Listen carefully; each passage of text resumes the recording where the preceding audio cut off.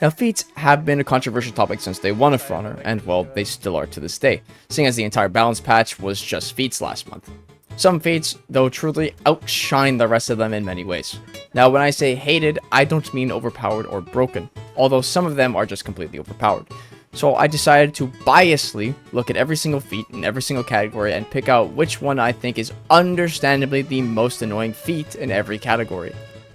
That means tier 1 all the way to tier 4, one feat must rule over all of the rest in terms of rage inducing.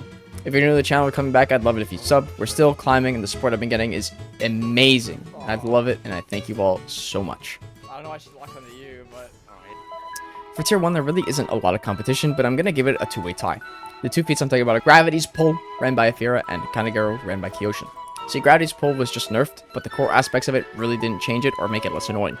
See, now it deals less damage and the cooldown is longer, but anything that can knock your opponents down will always be insanely good. You are guaranteeing free damage to anyone standing around you, and all you did was press one button.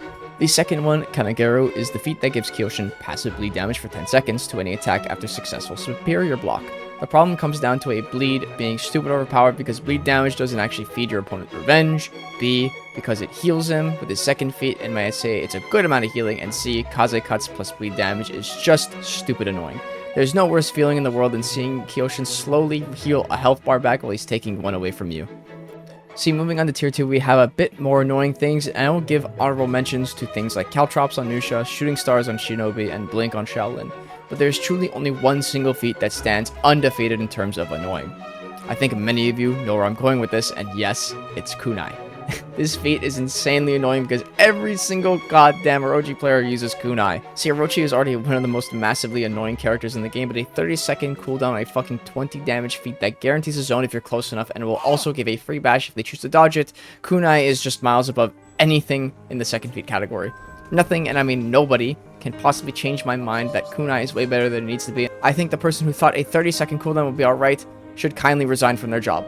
Now, there seems to really be a pattern that flows with this. The higher up the tier, the more annoying and the bigger of the honorable mentions. That said, I'm going to now give honorable mentions for tier 3, and that is every single throwable feat. So things like Bugio, Bolus, Javelin, Longbow. 50 damage off screen is just never fun for anyone. But I hear you saying, well then what's worse than all of them? Duh, it's fucking Oathbreaker. Literally called by the devs last stream, Funbreaker is the stupidest feat to have ever touched the game. A feat to counter shields that only is ever used on revenge. Seriously, there is no use for Oathbreaker other than revenge, and it's just not fun. Oathbreaker advertised poor ganking in the cases where you just hit one button and say, oh no, anyways. I'd like to make a video on how I think Oathbreaker really needs to be changed to make For Honor a healthier game, so if this video gets a like goal of 150, I will make that video.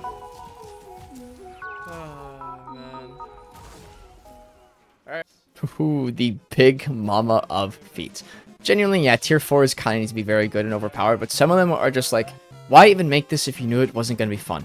No, there's way more honorable mentions than I want to admit. For tier 4s, for example, Gunpowder Surprise on Pirate, Last Laugh on things like PK and Zenu, and Indomitable things on Pirate. I'm going to just have to give it a tie between things like Trapper's Reach, Corruption Blast, and Senbonzakura.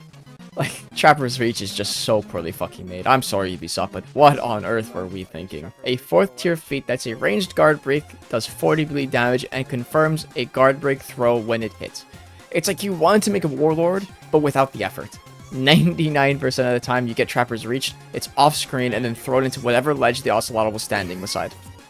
Corruption Blast was kinda hard to put here, but I genuinely think it's just not a fun feat. Warmonger can be in a 1v4 anti-gank and is about to die, but, you know, she slams her hand on the ground, infects everyone around her, and then she just regains all her health.